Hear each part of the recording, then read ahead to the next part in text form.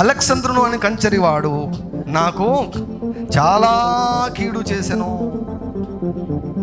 అది కాదు పౌలు గారు, నువ్వు అంత ఆత్మలో ఉంటావు, అంత ఆత్మ పూర్ణై ఉంటావు, ఎట్లా మోసపోయావయ్యా నువ్వు? వాడు అంత కీడు చేస్తుంటే ఎందుకు గుర్తుపట్టలేకపోయావు? ఓవర్ ప్రేమ,